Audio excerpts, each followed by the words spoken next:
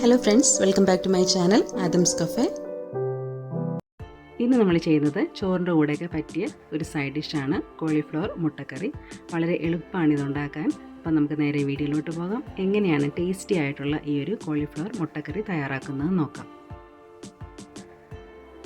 അപ്പോൾ ഈ ഒരു കറി തയ്യാറാക്കാൻ വേണ്ടിയിട്ട് ഞാനിവിടെ എടുത്തിരിക്കുന്നത് വലിയൊരു കോളിഫ്ലവറിൻ്റെ പകുതിയാണ്. ഇത് നമുക്കിനി ചെറിയ കഷ്ണങ്ങളാക്കി മുറിച്ചെടുക്കാം. കോളിഫ്ലവർ ചെറിയ കഷ്ണങ്ങളാക്കി മുറിച്ചെടുത്ത ശേഷം നമ്മളത് അരമണിക്കൂറോളം വിനാഗിരി വെള്ളത്തിൽ സോക്ക് ചെയ്തിട്ടുണ്ടായിരുന്നു. അതിനുശേഷം നമുക്കിത് വേവിക്കാനുള്ള പാത്രത്തിലോട്ട് മാറ്റാം. ഇപ്പോൾ ഞാനൊരു മൺചട്ടിയിലാണ് ഇത് വേവിച്ചെടുക്കുന്നത്. കൂടെ തന്നെ ഇതിനകത്തേക്ക് 1/4 ടീസ്പൂൺ അളവിന് മഞ്ഞൾപ്പൊടിയും ആവശ്യത്തിന് ഉപ്പും ചേർത്ത് കൊടുക്കാം. പിന്നീട് നമ്മൾ ഇതിനകത്തേക്ക് വേവാൻ ആവശ്യമായിട്ട് കുറച്ച് വെള്ളം ചേർത്ത് കൊടുക്കണം. ഞാനിവിടെ അരക്കപ്പ് അളവിനാണ് വെള്ളം ചേർത്ത് കൊടുക്കുന്നത്. അതിനുശേഷം എല്ലാം കൂടി നന്നായിട്ടൊന്ന് മിക്സ് ചെയ്തെടുക്കാം.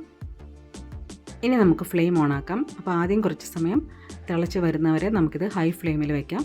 തിളച്ച് നന്നായിട്ട് വന്ന ശേഷം ഫ്ലെയിം കുറച്ചിട്ട് നമുക്കിത് മൂടി വെച്ച് കുക്ക് ചെയ്തെടുക്കാം. കോളിഫ്ലവർ മൂടി വെച്ച് കുക്ക് ചെയ്യാൻ തുടങ്ങിയിട്ടൊരു 10 മിനിറ്റ് ആയിട്ടുണ്ട്. അപ്പോൾ ഇതിൻ്റെ ഇടയ്ക്ക് ഞാൻ വെള്ളം ആവശ്യത്തിനുണ്ടോയെന്നറിയാൻ 2-3 തവണ നോക്കി എല്ലാം ഇളക്കി കൊടുത്തിട്ടുണ്ടായിരുന്നു. ഇപ്പം നമ്മൾ നോക്കുമ്പോൾ കാണാം, നമ്മൾ ഒഴിച്ചു കൊടുത്ത വെള്ളമൊക്കെ കുറഞ്ഞ് ഒരല്പം വെള്ളം മാത്രമേ ബാക്കിയുള്ളൂ. അതുപോലെ കോളിഫ്ലവർ ആവശ്യത്തിനുള്ള വേവായിട്ടുണ്ട്. ഈ സമയമാകുമ്പോഴത്തേക്ക് നമുക്ക് ഫ്ലെയിം ഓഫാക്കാം. സ്റ്റവിലൊരു പാൻ വെച്ചിട്ടുണ്ട്. അത് ചൂടായി വരുമ്പോഴത്തേക്കും അതിനകത്തേക്ക് വെളിച്ചെണ്ണയാണ് ഒഴിച്ചു കൊടുക്കുന്നത്. 2 ടേബിൾ സ്പൂൺ അളവിന് വെളിച്ചെണ്ണ ചേർത്ത് കൊടുക്കാം. ചൂടായ എണ്ണയിലോട്ട് കുറച്ച് ഒരു സവോള ഞാനിവിടെ എടുത്തിട്ടുണ്ട്. ഒരു സവോള തിന്നായിട്ട് നീളത്തിലരിഞ്ഞത്. എരിവിനനുസരിച്ച് പച്ചമുളക് ചേർത്ത് കൊടുക്കുക. ഞാനിവിടെ 2 എണ്ണമാണ് ചേർത്ത് കൊടുക്കുന്നത്. എരിവ് കുറഞ്ഞാണെങ്കിൽ 3-4 ഒക്കെ ചേർത്ത് കൊടുക്കാം. അതുപോലെ ഇഞ്ചി കുത്തി അരിഞ്ഞത് 1 ടീസ്പൂൺ അളവിന് ചേർക്കുന്നുണ്ട്. കുറച്ച് കറിവേപ്പിലയും ചേർക്കുന്നുണ്ട്. ഇതെല്ലാം കൂടി നമുക്കൊന്ന് വഴറ്റിയെടുക്കാം. കൂടെ തന്നെ അല്പം ഉപ്പും കൂടി ചേർക്കുന്നുണ്ട്. സവോളയൊക്കെ പാകത്തിന് വഴന്ന് കഴിയുമ്പോഴത്തേക്കും നമുക്കതിനകത്തേക്ക് 1/4 ടീസ്പൂൺ അളവിന് മഞ്ഞൾപ്പൊടിയും 1/2 ടീസ്പൂൺ അളവിന് മുളക് പൊടിയും കൂടി ചേർത്ത് കൊടുക്കാം.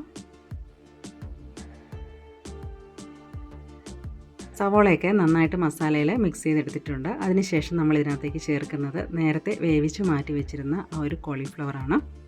ഇനി ഇത് നന്നായിട്ടൊന്ന് മിക്സ് ചെയ്തെടുക്കാം. നമ്മൾ നേരത്തെ ഫ്ലെയിം ഓഫ് ചെയ്യുന്ന സമയത്ത് തന്നെ കോളിഫ്ലവറിൽ കുറച്ചൊരു വെള്ളം ബാക്കിയുണ്ടായിരുന്നു. അഥവാ ഇനി തീരെ വെള്ളം വറ്റിപ്പോയെങ്കിൽ ഈ ഒരു സമയത്ത് ഒരു 1/4 കപ്പ് ചെറിയ ചൂടുള്ള വെള്ളം ഇതിനകത്തേക്ക് നമുക്ക് ഒഴിച്ചു കൊടുക്കാം.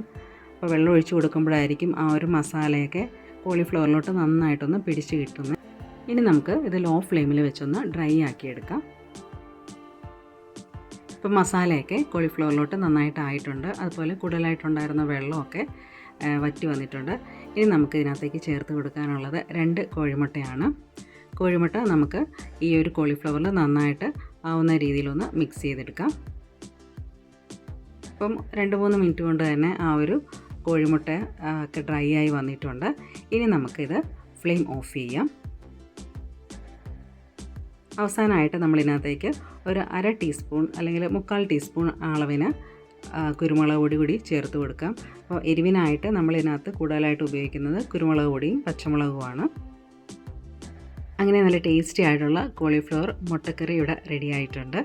ഇത് ചോറിൻ്റെ കൂടെയൊക്കെ നല്ലൊരു കോമ്പിനേഷനാണ്. പലർക്കും കോളിഫ്ലവർ മാത്രം വെച്ച് കറിയൊക്കെ ഉണ്ടാക്കുമ്പോൾ അതൊന്നും അത്ര വലിയ താല്പര്യം കാണത്തില്ല. പക്ഷേ ഈ ഒരു കോമ്പിനേഷൻ നല്ലൊരു ടേസ്റ്റാണ്. അപ്പോൾ ഈസി ആൻഡ് ടേസ്റ്റി ആയിട്ടുള്ള ഈ ഒരു കോളിഫ്ലവർ മുട്ടക്കറി എല്ലാവരും ചെയ്ത് നോക്കിയിട്ട് ഫീഡ്ബാക്ക് അറിയിക്കണേ. Thank you.